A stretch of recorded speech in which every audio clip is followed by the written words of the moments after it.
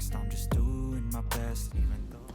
Hello everyone, welcome back to another video. This video is all about Canada visitor visa पे कई लोग जाते हैं, कनाडा जाते हैं और वो पूछते होते हैं कि क्या हम वहाँ पे वर्क परमिट में कन्वर्ट करवा सकते हैं कनाडा विजिटर वीज़ा को वर्क परमिट में।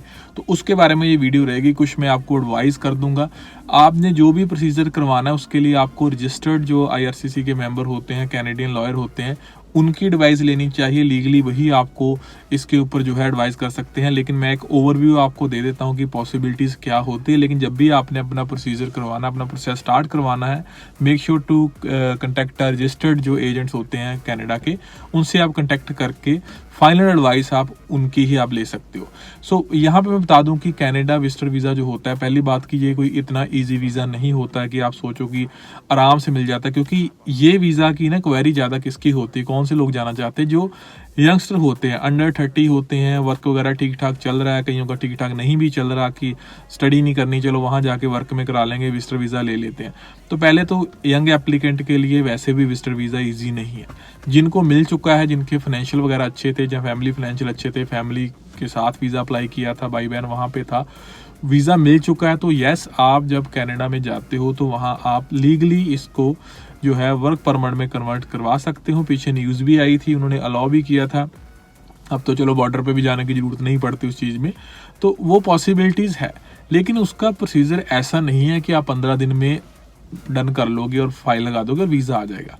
थोड़ा सा ट्रिकी होता है। ट्रिकी क्यों होता है कि जब आपने ऑन शोर किसी कंट्री में बैठे हो, अपने वीज़ा कन्वर्ट करना है, तो उसके रूल रेगुलेशन को भी फॉलो करना है। ऑस्ट्रेलिया में ज़्यादा प्रोविज़न नहीं है वर्क के लिए, लेकिन कनाडा में है कि अगर आपके पास लेबर मार्केट इम्पैक्ट असेसमेंट, मतलब LMIA जिसको बोल देते हैं, वो अगर आपके पास है तो आप अपनी फाइल लगा सकते हो और अप्रूव हो जाते हो। कोई रिफ्यूज़ल रेशो इतनी ज़्यादा नहीं है, नॉर्मली हो जाता है। हाँ, अब ध्यान क्या रखना है, मतलब आपका टारगेट क्या है कि आपने लॉयर से मिलके या एम्प्लॉयर ढूंढ के जो आपको LMA मतलब कि लेबर मार्केट इम्पैक्ट असेसमेंट करवा के जो फाइनल डॉक्यूमेंट होता है वो दे सके कि आप उसको आपकी नीड है।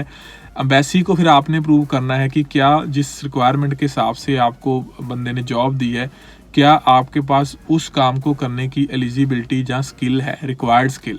वो रिक्वायर्ड स्किल का जब आपने देखना है तो मिस प्रेजेंटेशन से बचना है। मिस प्रेजेंटेशन मतलब ऐसा ना हो, कई लोग नहीं सोचते, आपने वीज़ा लिया, उस पर पूरी हिस्ट्री मांगते हैं, 10 साल की तकरीबन वर्क हिस्ट्री भी।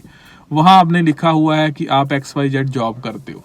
यहाँ पे LMA आपने ले ली एक और फील्ड की जिसका आपको पास्ट में कोई एक्सपीरियंस नहीं है, जीरो एक्सपीरियंस, और आप उस पास्ट वाले एक्सपीरियंस को मैच करने के लिए एक नया लेटर लगा रहे हो किसी से बनवा के कि आपको वो एक्सपीरियंस है। तो वो कहेंगे भी पहले क्यों नहीं बताया जब आपने फाइल लगाई थी विजिटर की। तो ये मिस प्रेजेंटेशन लग के बैन भी लग जाना है, तो दिक्कत आएगी। तो जो आपकी पुराना काम आपने शो किया, जो आपका वर्क था, उसके हिसाब से आपने प्रेजेंट करना है। और हाँ, को रिलेट भी कर सकते हैं।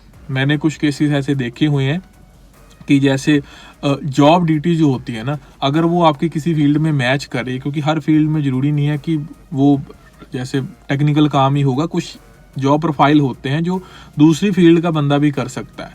सो अगर आपका जॉब प्रोफाइल, जो आपकी वर्क ड्यूटी जो आप पहले करते रहे थे, वो आप नई वाली जॉब से मैच करती हो, फिर वीज़ा आएगा अगला, तो आपको कोई दिक्कत नहीं आएगी। आप SOP टाइप जैसे एक लेटर होता है उस पर सारा कुछ लिख सकते हैं क्यों आप ये काम कर सकते हो। तो फाइल तो वर्क परमिट की ही लगनी है, ऑनलाइन ही लग जानी है आपको, और उसमें कोई दिक्कत नहीं आएगी। सारा चैलेंज ही यहाँ पे है, क्योंकि एक्चुअल में अब एक्सपेंसेस की बात आएगी, कितना खर्चा होता है। देखिए, जब किसी को जेन्युइनली कोई एम्प्लॉयर चाहिए होता है ना, कोई वर्कर चाहिए होता है किसी एम्प्लॉयर को, तो एक्चुअल में तो ये सारे काम वो खुद करता है, वो LMA वगैरह कराता है, जिसका खर्चा कोई इतना कोई लाखों में नहीं है। खर्चा उसका शायद 1 लाख भी नहीं लगेगा टोटल। अब आप एम्बेसी फीस भी लगा के आपका मैक्सिमम कहूँगा तो 2 लाख से नीचे शायद आपकी फाइल लग सकती है। जब जेन्युइन जॉब है, जेन्युइन एक वर्कर है, उसको जेन्युइन जॉब मिली हुई है, एक जेन्युइन कंपनी है, तो वो ये चीज़ आपको करवा के देती है और आपका कोई खर्चा नहीं आता। प्रैक्टिकली तो इसीलिए सिस्टम बनाया, लेकिन काफ़ी जगह ये मिसयूज़ होता है और इसकी कॉस्ट जो है, अब ऐसे मैं नहीं बता सकता, लेकिन कॉस्ट बहुत इससे 4, 5, 10 गुना ऊपर भी जाती है, कई बार इससे ज़्यादा भी।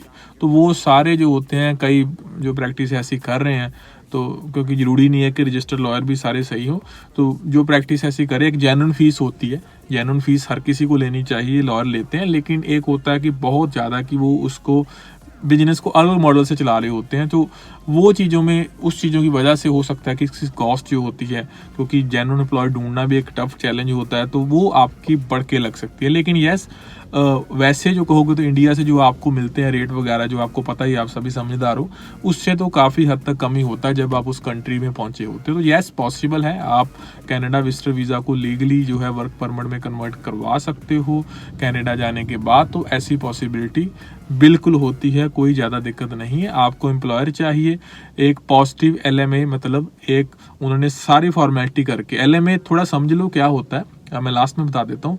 सारी फॉर्मेलिटी करने के बाद कि उनको ये वर्कर कनाडा में नहीं मिला, उन्होंने सब प्रेजेंट करना है कि मैंने ये देखो यहाँ ऐड लगाई, ये मैंने इंटरव्यू कनेक्ट किए, मुझे ये बंदा नहीं मिला, लेकिन अब ये बंदा मिल गया है जो इंडिया से आया हुआ है, तो ये बंदा मुझे चाहिए। वो सारा कुछ करने के बाद उसको LMA अप्रूव होके मिलती है, तो आप अपनी फाइल लगा सकते हो। मतलब मेन चैलेंज वो LMA वाला ही है। उसके बाद आपका एक्सपीरियंस मैच करता है तो आपको कोई ज़्यादा दिक्कत नहीं है कि वीज़ा मिल सकता है। सो ऐसी और इन्फॉर्मेटिव वीडियो के लिए make sure to subscribe this channel. मिलते हैं नई वीडियो में, तब तक के लिए बाय बाय।